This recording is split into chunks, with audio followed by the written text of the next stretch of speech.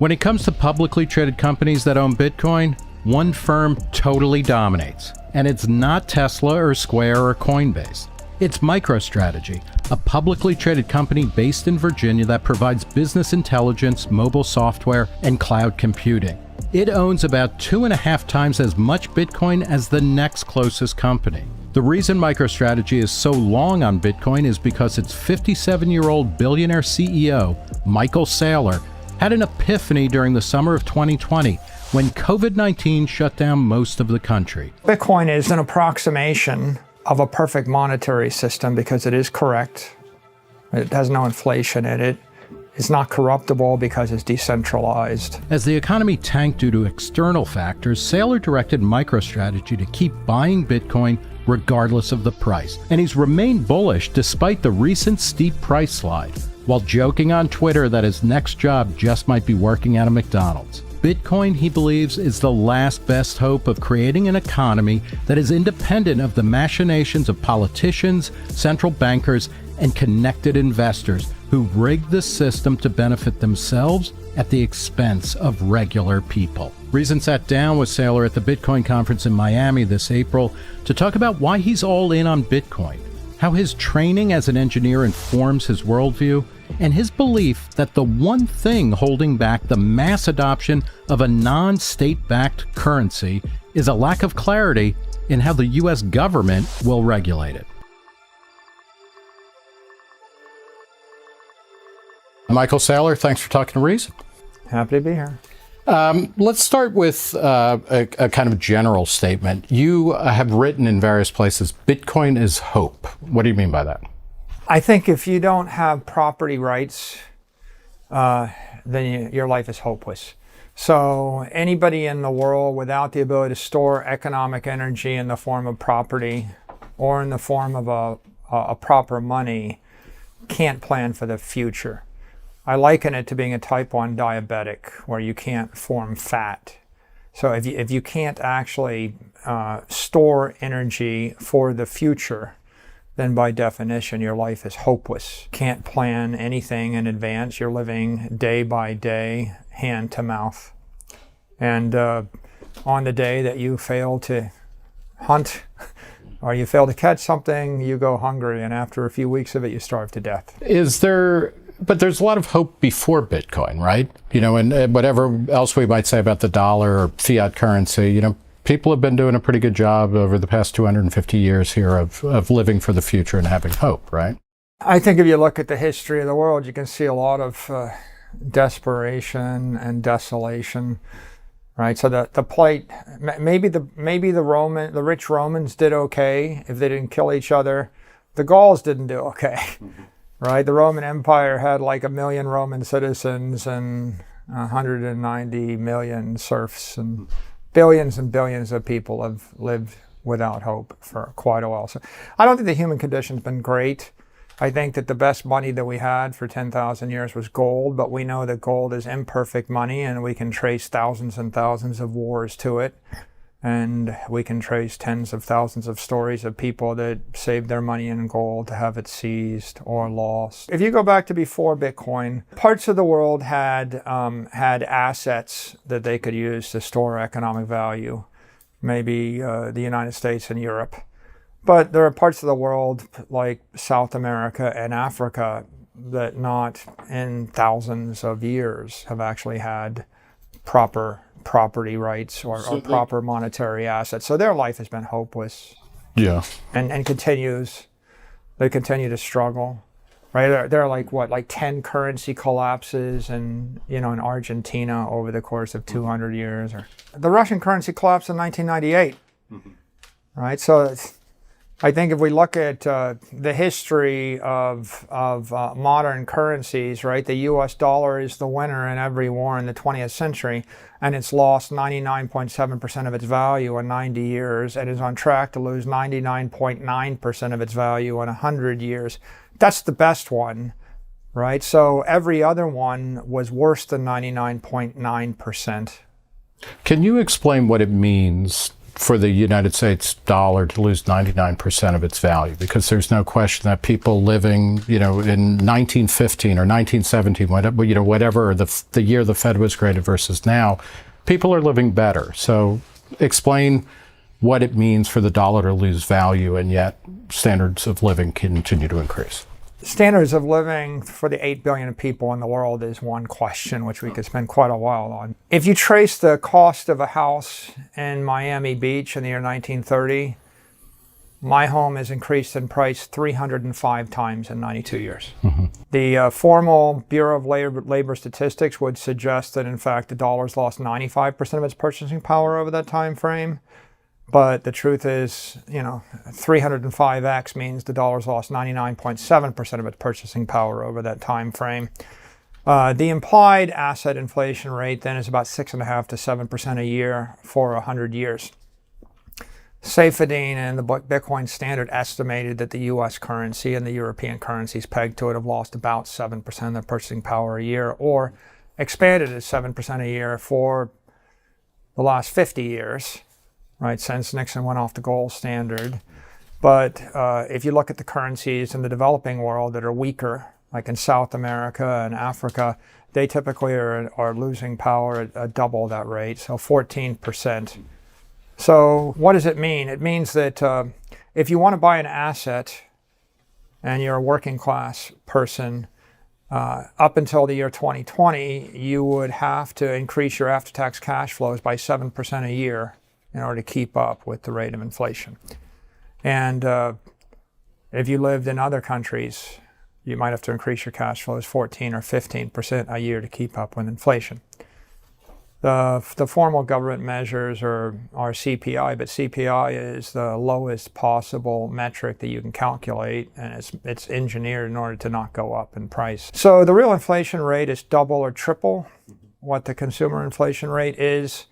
And the distinction of why life is hopeless is because the currency is collapsing in value. If you're working class, you can't buy assets.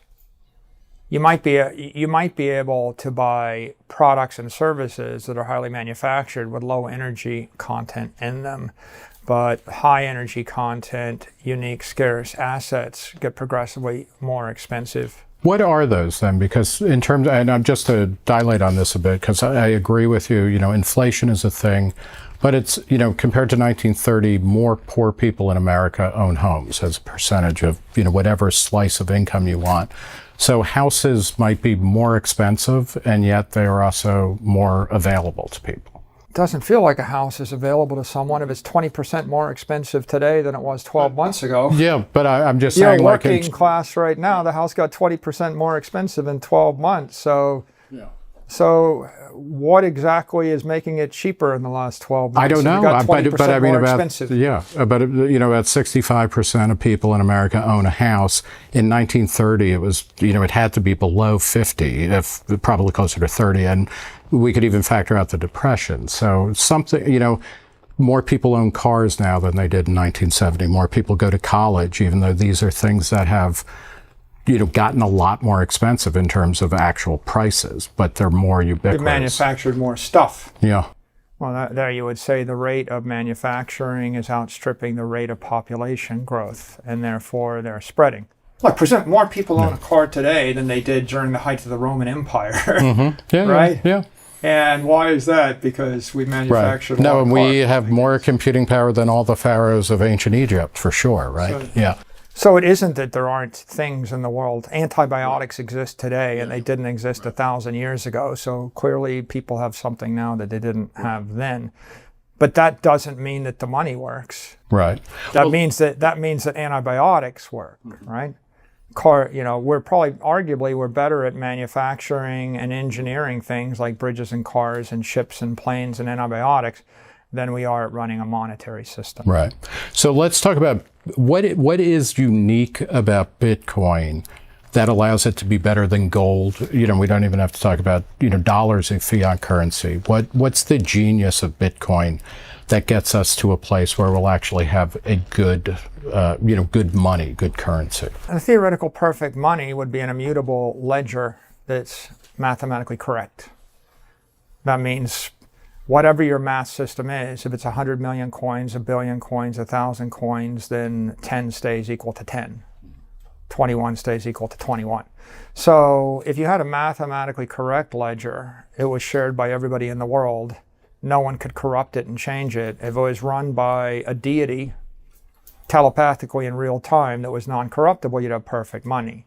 In the absence of God wanting to run the monetary system, the next best idea is you create a computer software program that will run such shared immutable ledger.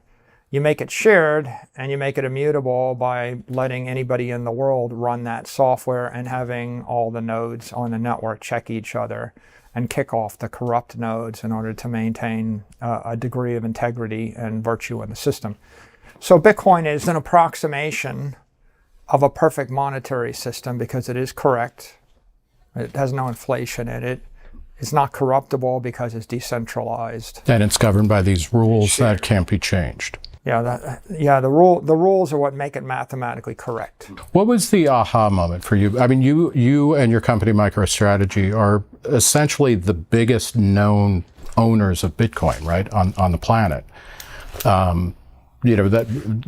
we know who the people are.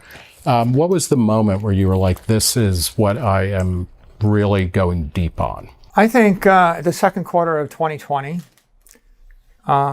the policy response to the pandemic was to lock down most of the economy in the world. Main Street shut down. And the monetary response was to lower interest rates to zero and start pumping money into the economy through asset purchases, and to loosen bank loan lending restrictions, lower the reserve ratio. And that happened everywhere in the world. So we had a massive monetary stimulus while we had a massive fiscal contraction, or what I'll call physical contraction. And you saw something which, I kind of view as perverse, which is the stock market recovered to an all-time high at the time when the economy was the most dysfunctional in our lifetime. And so in the year 2020, you could say, if you were a Wall Street company, and if you did nothing for the entire year, you had the best year of your life, you were up 30%, you made a fortune. And you could have hung out for the entire year on a floaty at your house in the Hamptons, done absolutely nothing, and you're 30% richer. And if you're a Main Street company,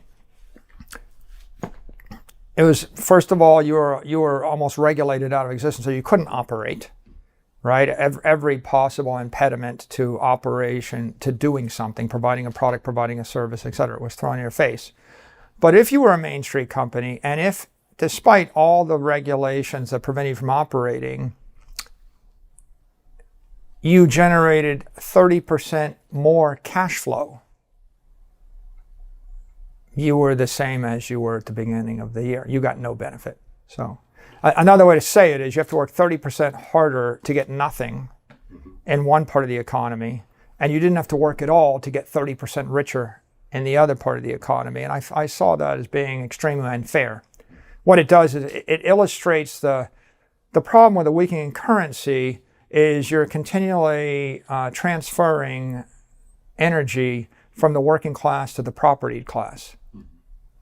Right, and you're making it exponentially harder for the working class to rise in society or to acquire anything of value, and you're making it exponentially easier for the propertied class to remain entrenched in power, and that seemed to me to be grossly unfair. I totally agree with your analysis there, and putting it in that frame is really powerful. Why do you think that Bitcoin is generally viewed as something that elites are dabbling in, that this is something that billionaires and international business tycoons are playing with, given what you're describing, which I think is accurate, is this is something that will allow regular people to participate in the economy on the same terms as extremely wealthy, connected people? I don't think I agree with the characterization. There's a million different views of what Bitcoin is, but My view of Bitcoin is Bitcoin represents technology to deliver property rights to 8 billion people on the planet. Yeah, no, I agree. But I'm saying, when somebody like Elizabeth Warren talks about Bitcoin, when the Chinese government, bans Bitcoin transactions and then bans Bitcoin mining, they're not. I don't think her views are genuinely shared. I don't think she is one person with one set of views. But I think that if you look at the White House, it's pretty clear from the executive order that the view of the White House is that this is profound technology that's good for the civilization. Mm-hmm.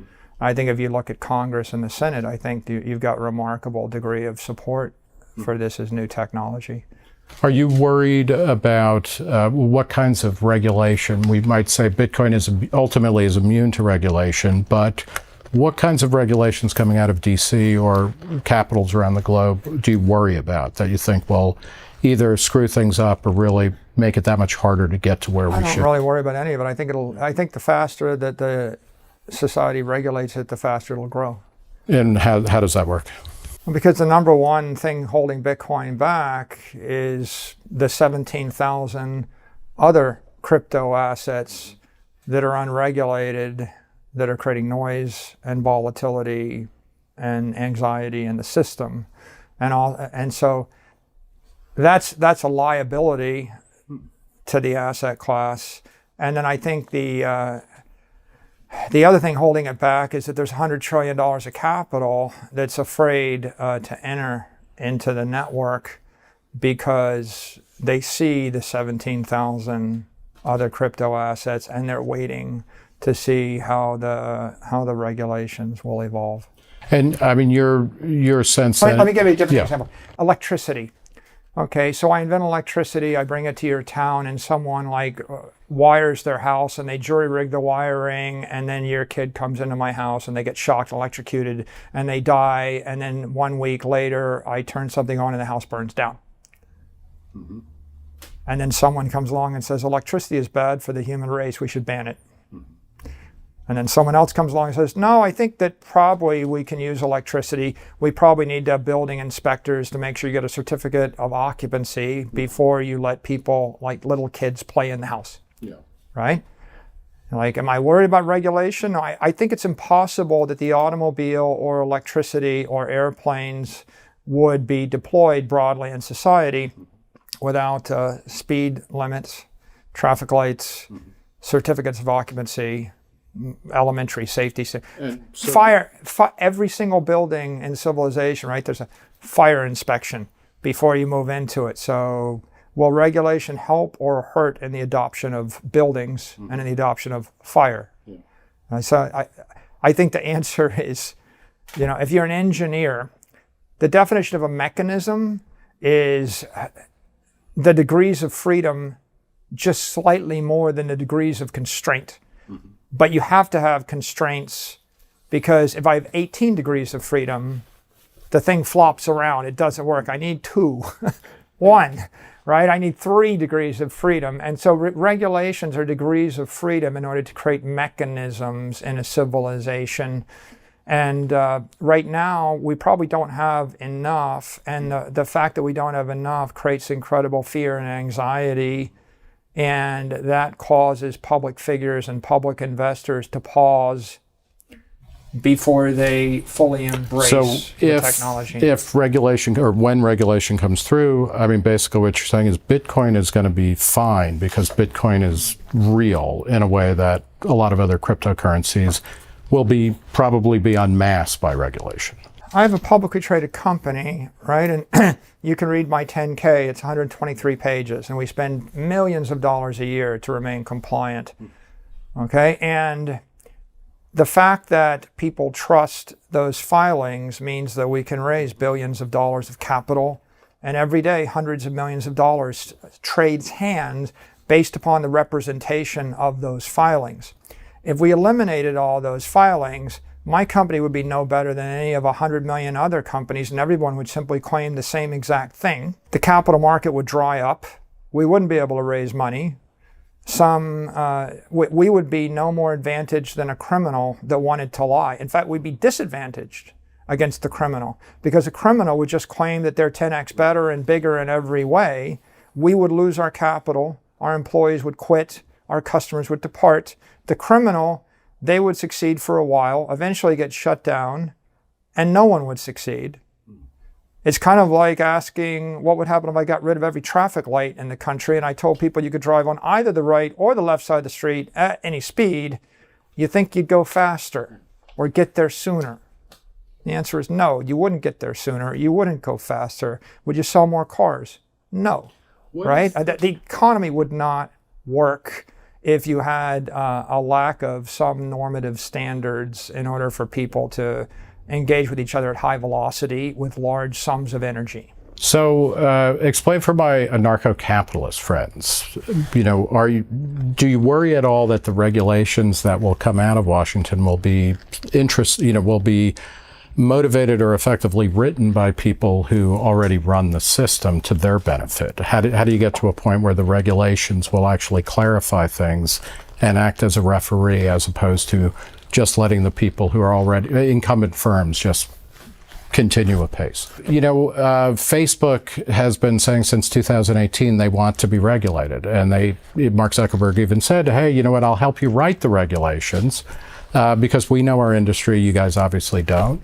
Right. And the regulations will mean there'll never be another Facebook, but we'll be regulated and everything will be okay. So there's a school of thought, public choice economics, which argues that regulations tend to be insisted upon and written by incumbent firms at a time when they, want to be free from kind of market competition.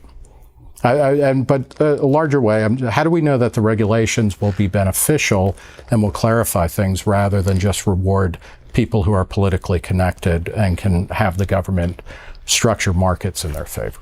Well, I suppose if you posit that they're bad regulations, then they'll be bad. And if they're good regulations, they'll be good. Everything that I can see about the regulatory environment implies that the regulators are actually pretty well informed. Mm-hmm.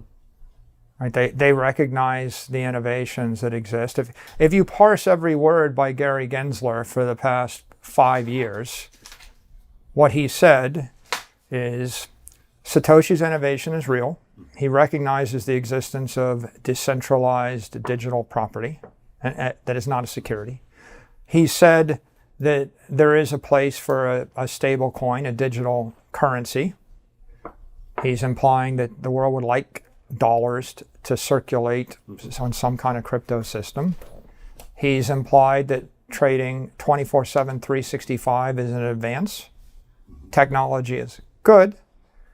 And if you offer a security to the general public, you have a duty of transparency to them so they can make a rational decision. So if I do sell you $50 billion worth of dog tokens, and I tell you I got $50 billion in cash to back them, but in fact I have no cash to back them, right? I've misled you as an investor, right? So all of those things that he said seem to be quite reasonable to me, mm-hmm. right? And the thing that's holding the industry back is an ambiguity about the definition of a digital security versus digital property. And because there's so much ambiguity, you have thousands and thousands and thousands of digital securities that are competing with the digital property. And if you're a rational person, and if you can't distinguish, and you're looking from the outside and you say, well, I'm sure there's 1,000 digital securities out there that are currently unregulated, that are being treated like commodities, I think that would give you pause. Mm-hmm. If you look at the sources of volatility in the crypto industry, some dude creates a dog token, issues it to his friends, levers it up 100 to 1, cross-collateralizes it into another token, trades it at midnight, tweets about it, cross-collateralizes that into ETH, then trades that against Bitcoin. Okay, what could go wrong? So people look and say, well, Bitcoin's highly volatile, I'm afraid to own it. Where's the volatility coming from? It's coming from the excessive leverage, the unregistered securities that are cross-collateralized into the asset class. It's coming from immature tax regulation. I'll give you an example of a tax regulation. if you sell $1 billion of Apple stock and you buy it back 18 minutes later, right? That's a wash trade. You can't take a tax write-off on that because you didn't actually dispose of the asset. You were just trading it back and forth. If you did the same thing with a crypto asset, you could. So there's an incentive for someone to wash trade aggressively with leverage crypto assets. Why? No good reason. If you thought about it a while, you would say, if you're going to have a tax law that says you have to wait 30 days before you buy something back in order to take a deduction against it, you should probably be consistent, right? And not, a fungible share of Apple stock looks like a fungible token of Bitcoin. They both kind of look the same. But the treatment of one is different than the treatment of the other. So if you have asymmetries in the society where one thing is treated differently than the other thing, either with more leverage or you're encouraged to trade it with volatility, you shouldn't be surprised that you get that volatility. How long do you think it'll be before at least the first set of regulations kind of get articulated and implemented? Well, the first regulation that was material to me happened in 2014 when the IRS designated Bitcoin as property. Right. They could have said you got to pay tax on the unrecognized capital gain every year, right? They could have said it's not taxable ever. So they said you pay a long or short-term capital gain when you dispose of it. That was pretty critical, right, as a regulation. In fact, probably probably the single thing that distinguished it, right? If they had taken a different view, they could have said it's currency and you don't pay tax on it when you transfer it. It could have been in a currency bucket, but by establishing it as property, they made it not a currency, they made it a property. All the regulatory issues we're talking about, I don't really think they're about Bitcoin. Right? If you look at the crypto economy, you could divide and segment the market into crypto property, cryptocurrency, crypto securities, crypto art, crypto platforms, crypto exchanges. Bitcoin's crypto property. It's the apex crypto property, and it's 100 times bigger than the next viable crypto property. And the regulatory question, the big one is, are you allowed to own property? And the answer in North Korea and Cuba is no, right? The answer in China is sort of sometimes for a while, we're back and forth, right? Right? Do you own your house or you have it for 70 years or 100 years or whatever? But mostly, yes, you can own property. In Western Europe and the US, generally you can own property. So the other regulatory questions are, what's a crypto exchange? Okay, if you're an exchange, can you actually trade? And do you need to have a surveillance agreement with the SEC? A national securities exchange in the U.S. can let you trade stocks with 2x leverage. In the crypto economy, they're trading at 100x leverage. Right now, they're trading with 20x leverage. Okay, so how much leverage can you trade with? Right? Who's responsible? Is a DeFi system an exchange? I think a lot of people think yes. Is it decentralized? No, not really. They don't think it's decentralized. They've said that.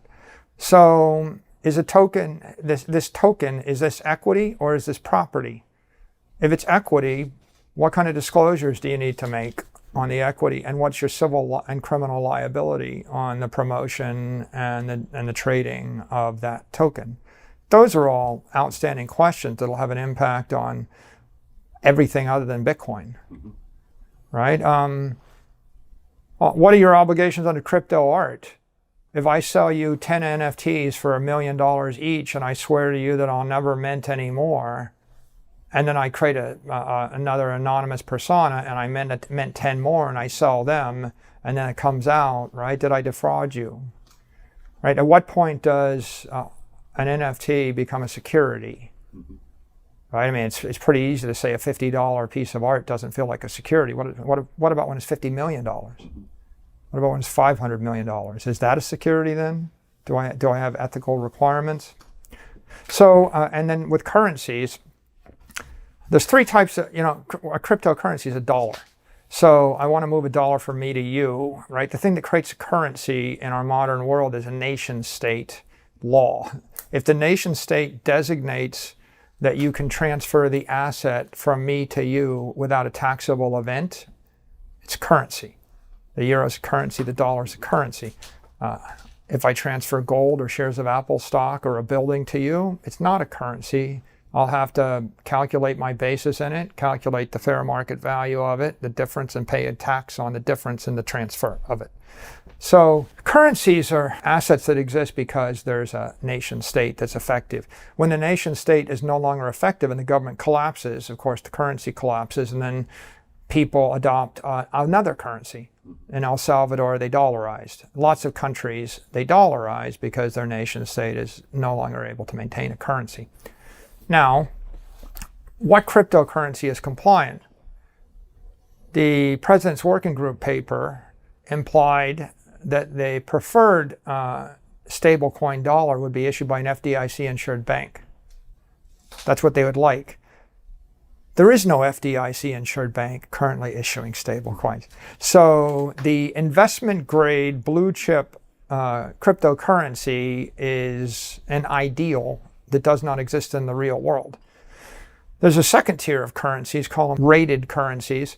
It would be like Paxos and Circle, and they are backed by currency and cash and cash equivalents and the like.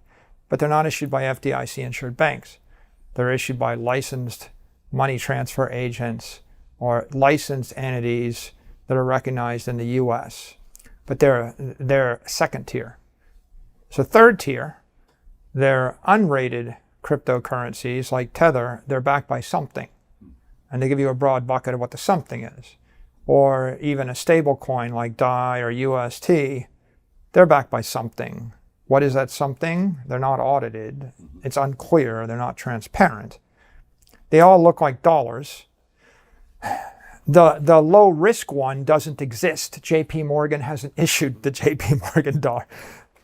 Meanwhile, the world has a multi-trillion-dollar appetite for crypto dollars. If there was a broad supply and if the technology was a bit more advanced, there'd be trillions of USD circulating on crypto rails, and the US dollar would be spreading into places where it's not currently used on a daily basis, and all the weak currencies will collapse in the world. So when you say, what regulation are we waiting for? Well, we're waiting for the definition of a cryptocurrency, a crypto security, a crypto platform, a crypto exchange, and then lines as to what you can do with a currency and exchange or a security. And we don't have bright line guidance, which means that entrepreneurs are left to do something, and they either have to do something knowing that they're taking some kind of future risk, right? Mm-hmm. Or they have to do nothing. I've talked to people that run banks, and I said, well, you're an FDIC-insured bank. You see, the administration just said you can issue a stable coin, will you? They're like, oh, no, we could never do that. If it's not KYC'd, we'd be shut down by the regulators. So on one hand, you've got this deadlock, right? There's no clear path to create a compliant crypto dollar, but there's extreme demand for it. So that demand is being filled kind of 50-50 by the layer 2 or the level 2 and the level 3 offerings. Mm-hmm. And the market is slugging that out. You interviewed Jack Dorsey, former CEO of Twitter and Square or Block now. You referred to him as my idol. What do you idolize about Jack Dorsey? Jack's done extraordinary things to spread Bitcoin and property rights to the world. The obvious things he's done are to build Bitcoin support into Cash App, and of late build Lightning support into Cash App and distribute Cash App to tens of millions of people, and to do it in a publicly traded entity. So a public company distributing a mobile application that supports the Bitcoin and the Lightning protocol is I think, pretty admirable. They've also sold in excess of $10 billion of Bitcoin over that mobile app. I don't have the exact number, but I'm guessing they're approaching $20 billion to $30 billion by now. The third thing is that Square, now Block, has purchased Bitcoin on its own corporate balance sheet as a public entity. They were the second company to do it. MicroStrategy was the first, and I think that was very courageous, because one is an oddity, two is a line. When you get to three, you start to get a trend, and Tesla was the third, and so there might not have been a third if there wasn't a second. So I think that in his role leading Block, I think he's done a lot to commercialize Bitcoin, and he continues to invest via entities like Spiral and the Lightning SDK, right, and the TBD subsidiary and the like. Last year, he spoke at the Bitcoin conference, and he talked about wanting to develop peer-to-peer, payment systems that were, without a central choke point, peer-to-peer messaging systems and things like that. Right. Do you think, is that the future, and the nation state that you talked about, which seems to simultaneously be flexing at various points, but also losing its ability to kind of control these types of things? Is peer-to-peer everything the way to go? And is the nation state, or nation states, are they going to go along with that? Or what kind of conflict do you see? If you're an anarchist, you would like for there to be no companies and no countries and no governments, but I don't believe that's practical, and that's not going to happen anytime in the near future. So in a world where there are companies and there are governments, then you should assume that most things will be the province of one or the other. I think that the crypto idealists are intent on decentralizing everything they possibly can, but I don't really I think that that's in a certain degree an enormous waste of energy and effort. It's idealistic, but the thing that needs to be decentralized is the money, right? Bitcoin is a decentralized network. Why? Because you want a monetary network that is nation state attack resistant, because you want to trust it past the useful life of the nation state. I want the money to last for 1,000 years. And so if I want something to last for 1,000 years, it truly needs to be decentralized. Now, on the other hand, do you need a decentralized smart contract platform? No. Do you need decentralized art? No. All these other things? Interesting intellectual ideas. But if the goal of a DeFi application is simply to take my Bitcoin and offer it to 100,000 different counterparties and then loan it to the highest bidder in order to generate 16% interest, you can do that with a website run by a company. There's no reason why Binance or Coinbase or FTX can't operate a decentralized flash loan service or a lending service on top of Bitcoin, and you would just have a program running on a single machine or 2 or 3 or 4 servers in a jurisdiction that executes that functionality at the speed of light 1 million times cheaper than a quote-unquote decentralized network. So do you see Bitcoin as, does it become the thing, or does it act as a kind of supplement that disciplines the way nation states act or the way that companies act? It doesn't need to become everything, but as long as it's existing, it's going to kind of help structure things in a better system. For example, I think that the ideal application, the ideal world is 8 billion people with phones built by Samsung and Apple, running operating systems, iOS and Android, that have digital wallets on them, and those digital wallets have USD, a USD crypto dollar, and a BTC crypto property, and hundreds of trillions of dollars worth of these assets are circulating around every second, right, at the speed of light, friction-free. 8 billion people trading with each other, with 100 million companies and tens of billions of devices, all of them transacting.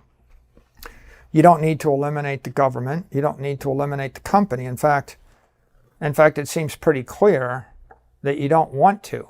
What you want is you want to operate with a currency as a medium of exchange, and you want to operate with the property as a store of value.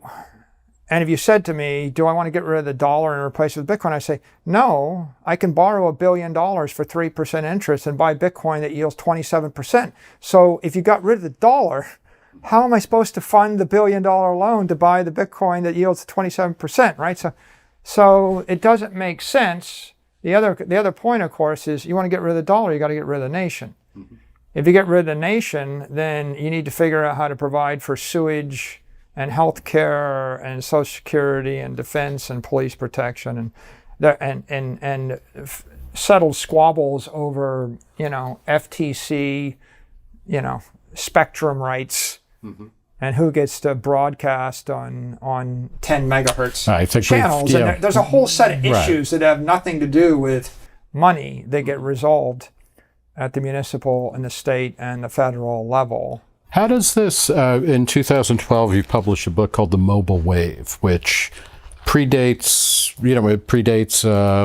effectively the wide application of Bitcoin, but it's kind of pointing in this direction that mobile computing in particular is going to radically alter, all sorts of things, in terms of, cash, going to the doctor, the way the way education is delivered.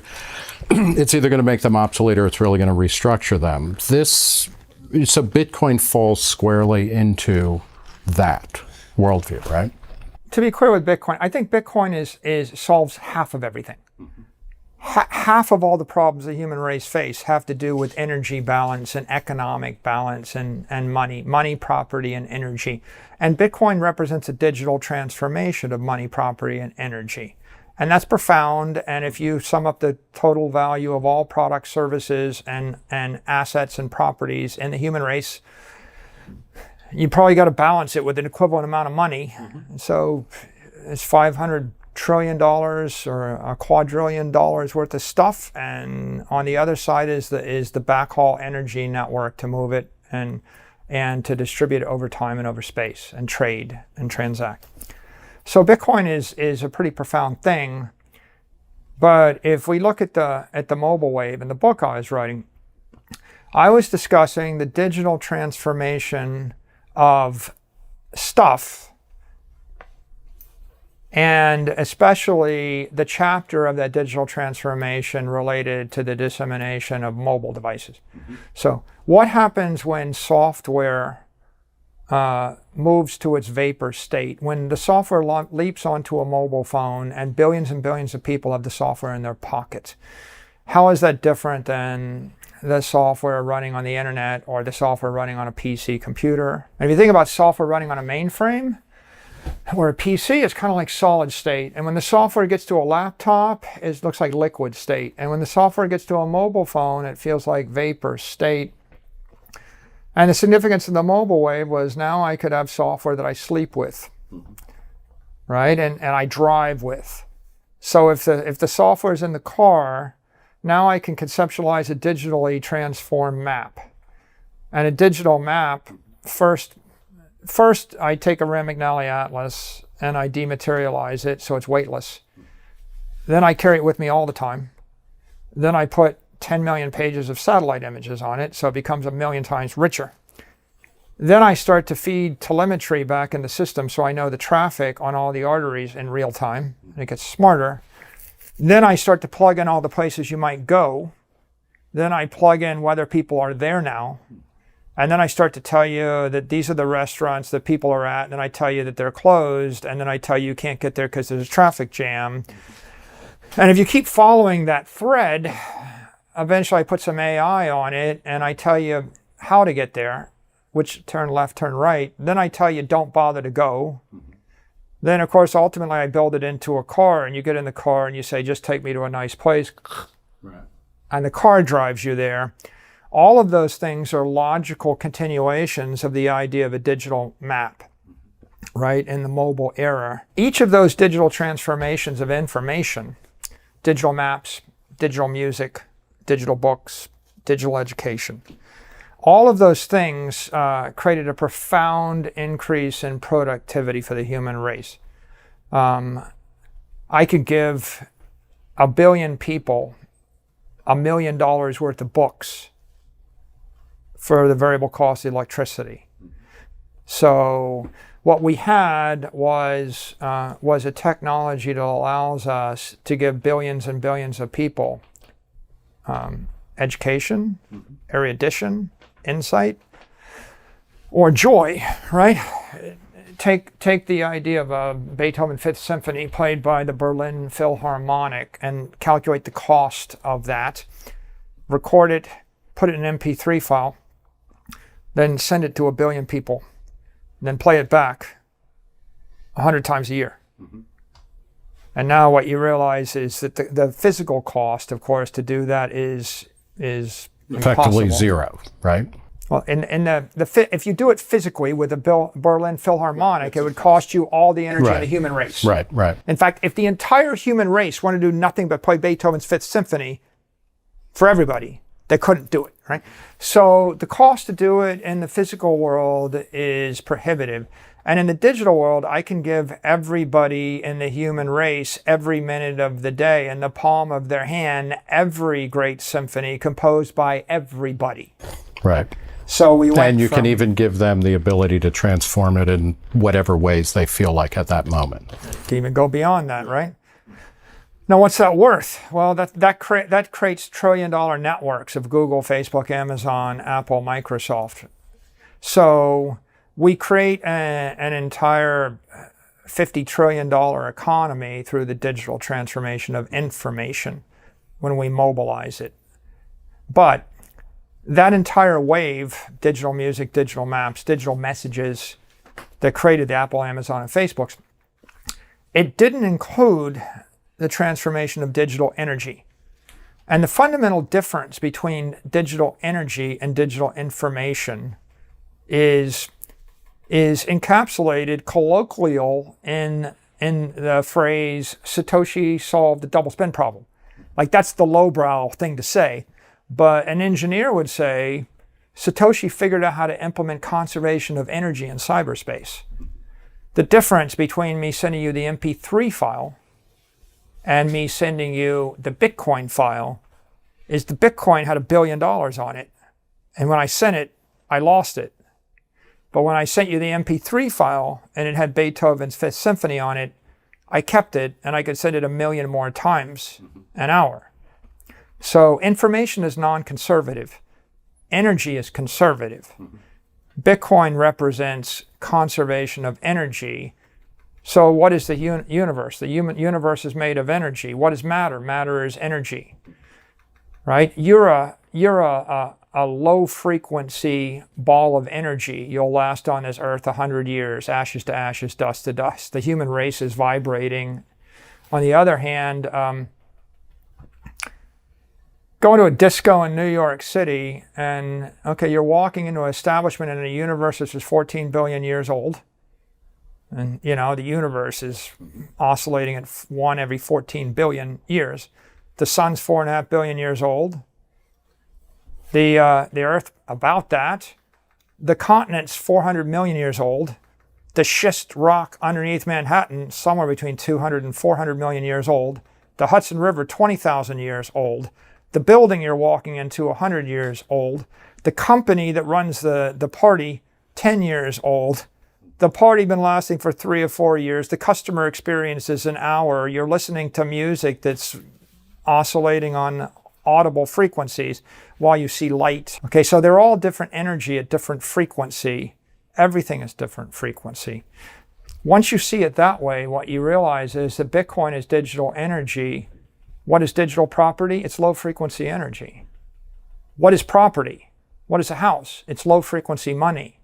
I give you $1 million, you want to save it for 20 years.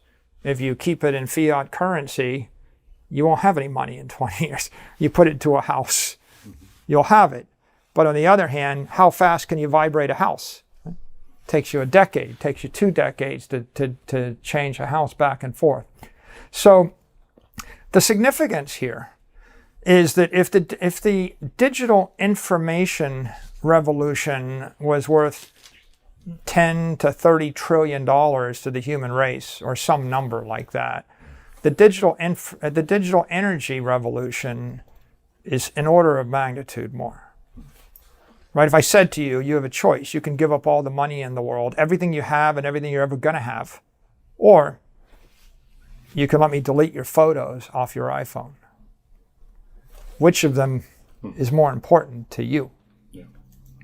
Let me ask you, you grew up all over the place, but you lived outside of Dayton and kind of connected to Wright-Patterson Air Force Base, which, is one of the great places where UFOs and aliens are hidden by popular legend and things like that. What's the line between you growing up in that world and the things that you're talking about now that seem somehow related to science and technology in the 20th century, but then go so far beyond it? Well, Dayton's the birthplace of aviation, and I grew up right behind the Wright Memorial, where the Wright brothers had their first flight. And I think the significance here is across a variety of dimensions. First of all, in 1903 they flew, and by 1969 we were standing on the moon. And so that's one of the truly all-time great technology S-curves. In 1900, every learned professional would have told you a million reasons why you can't fly. And they've been trying it for thousands of years, failing. And they couldn't really fly until they made some critical breakthroughs. And the first was like the internal combustion engine and eventually aluminum. And you put an internal combustion engine with aluminum, and of course they need liquid propellants. So John D. Rockefeller, then the diesel engine, then the aluminum, and you've got the ability to fly. And then there's a rapid advance in the human race's aviation capability. So that's the first observation. The second observation is they hit a wall in 1969. If you look at the space shuttle, the Boeing 747, the Global Express, the Gulfstream, they're all designed in the late 60s and the early 70s. And once we got to the 1975, we kind of were on a plateau where aviation technology was slowed to a crawl and started improving 1% a year, if that, maybe not even that. Right, the fuel efficiency of engines in the year 2022 might be 25-30% better than 1975. But we lost that entire exponential advance. And at the point that the technology party was ending in aviation, and when I came of age and I studied aeronautical engineering at MIT, I elected to enter an engineering discipline at its peak. Right, when everyone idolized, right, what the aviation industry had accomplished for the past 2 generations. And yet, when I was at MIT, the space shuttle blew up, and it was almost apocryphal in a way, or symbolic that maybe that was the end of an era, and it was going to be slow growing. And I never worked professionally in the industry that I was trained in the rest of my life. Because by then it became clear that the next great internal combustion engine was the CPU, the transistor giving way to the semiconductor, and Moore's law kicked in, and the cost of storage decreased by factors of millions, and the cost of compute power decreased by orders of magnitude.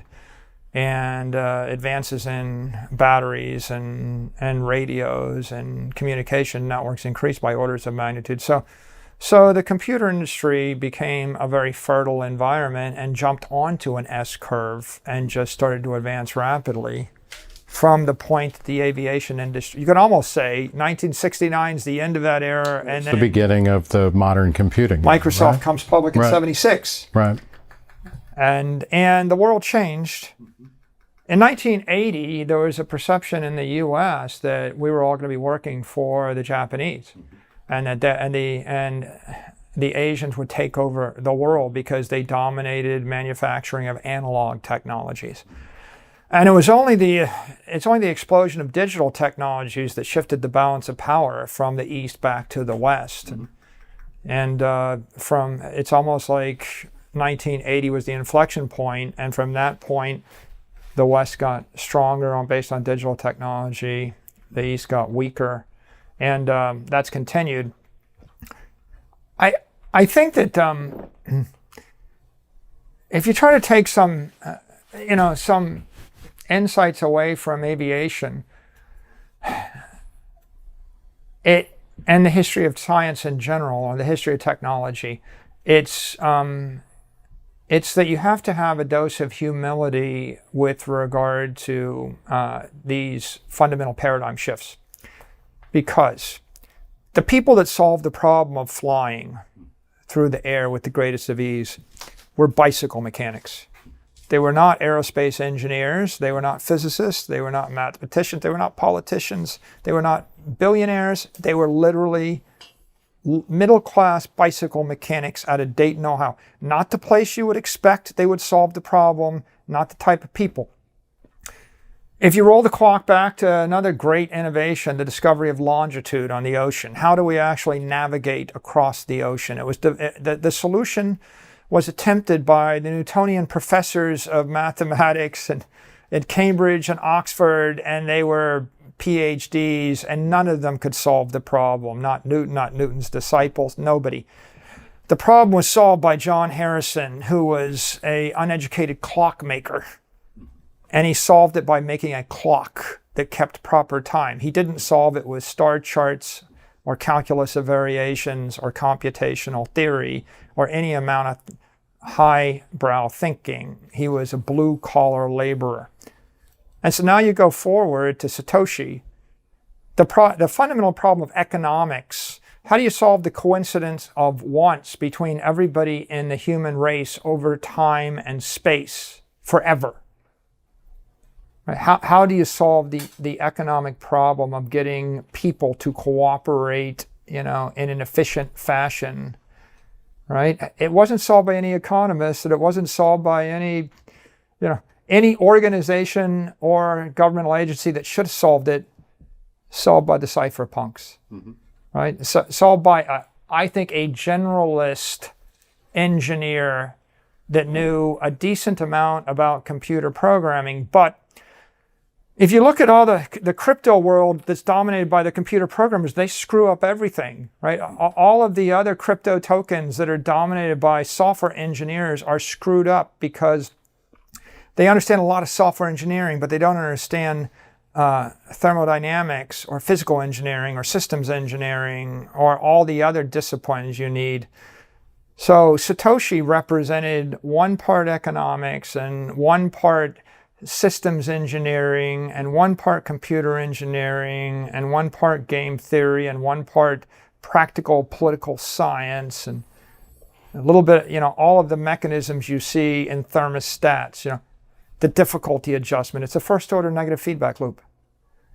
Okay? Invented by Satoshi? No. I mean, and maybe invented by Archimedes, right? It's in water clocks. It's in stuff since the beginning of time.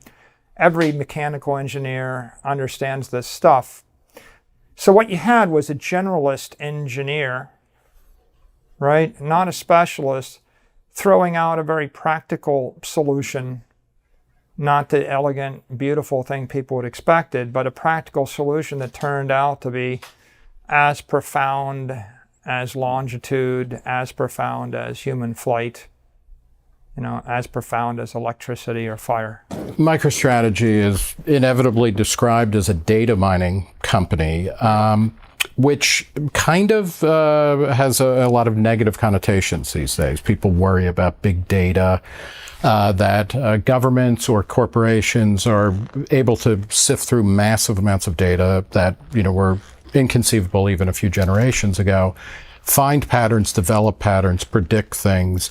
What is the positive case for data mining? And then do you worry about it as a tool of surveillance in places like the United States or in China or in a corporate environment? Well, actually, we don't call ourselves a data mining company, and there might be some people that might view it that way, but generally the industry has been referred to as business intelligence or enterprise analytics. And what we sell is enterprise software to any organization that wants to analyze anything that they have. We don't do it for them. So we're not really mining any data. We're not engaged in it. We're selling enterprise software to your supermarket and your hospital and your healthcare provider and to airlines and to any organization. And the analytics they're doing is to try to figure out how to keep the supermarket shelf stocked. Mm-hmm. It sounds pretty sinister, really, when you put it that way. Yeah, not really, right? Like, just don't run out of cereal. Mm-hmm. Or, if you're a bank, you're scanning 18 million accounts to figure out, is there a credit problem? Mm-hmm. Is there an overdraft? Maersk, big shipping company, they're just using it to balance the shipping containers, right? To figure out how to work logistics. So typically it's heavy duty number crunching, but for the most part, as far as I know, it's logistics number crunching. It's merchandising, marketing efficiency, shipping efficiency, risk management of different types. There's no real other issues there. It's actually it's probably more boring business than anything else. It's like a spreadsheet on steroids. Yeah. What about governments using not your software, but using that kind of analysis? Are there ways, or should we be worried about that? And are there ways to kind of build in, firewalls or ways to minimize, harmful policies enacted by governments based on that kind of analysis? Well, I think governments have policies, and some of them are better than others. Some of them are not so good. They have tons and tons of information they look at one way or the other. If you're asking me, how do you eliminate iatrogenic government policies? That's a wonderful phrase, which I'm going to use going forward. I would say less government is better than more government. Yeah. Right? So, the government that governs least governs best. So I'm in favor of less government, and I think that in general, governments have policies that are oftentimes not achieving their intent. Where does that come from, the belief that less government is better?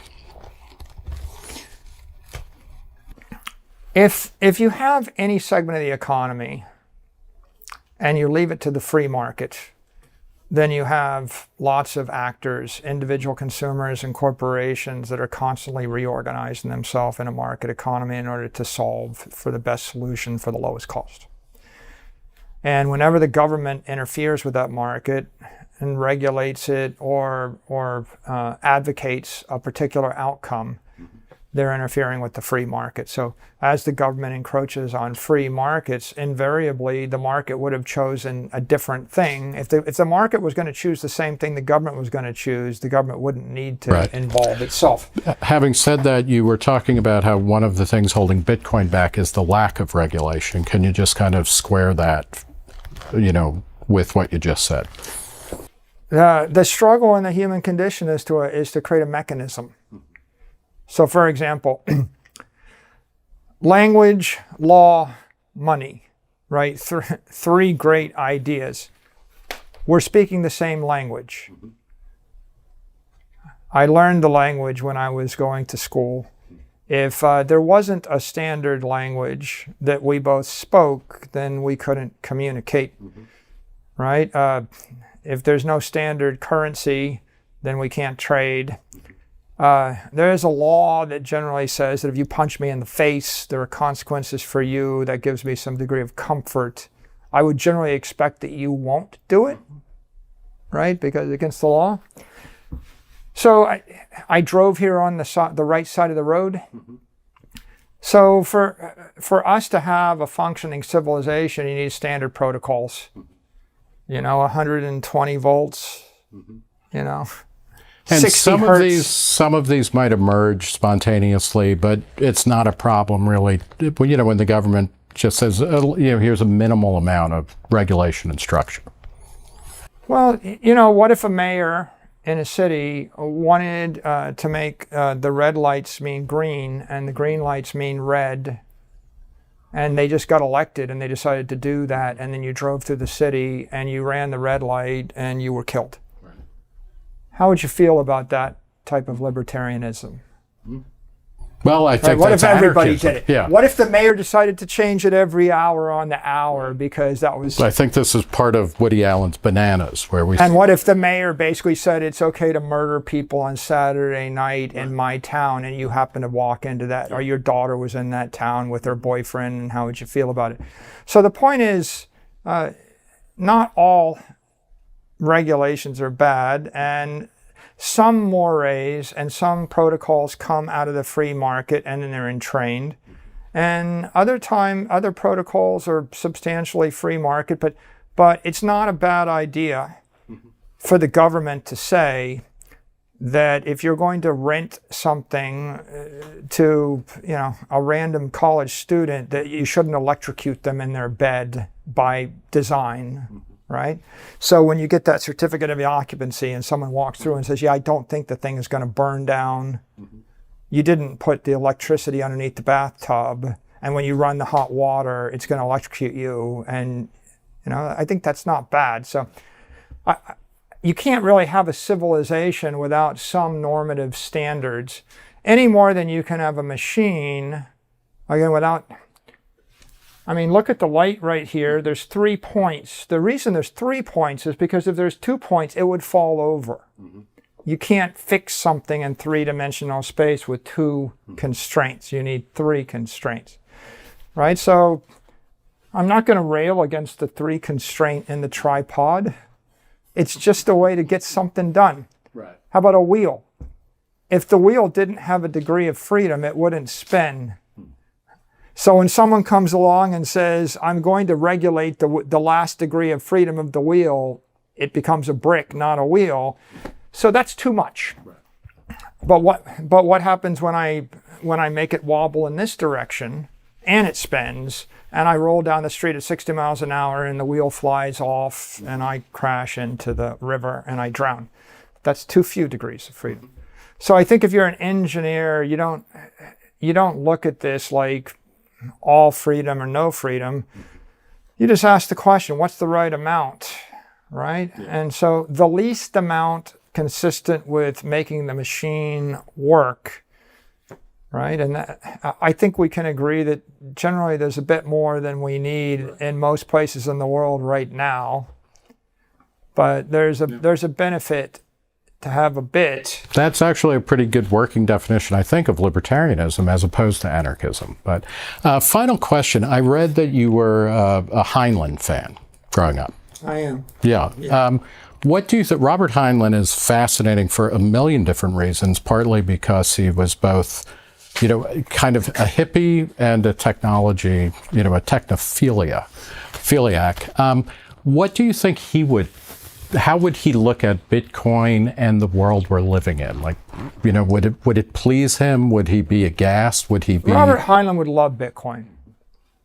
If you read his work, read a book like Friday, he refers to, chaos and anarchy in the crazy years and crossing, the United States is broken down, but when he changes from the Republic of California or whatever to the next thing, they make him change his money and they want to give him paper currency. He says, no, I want gold.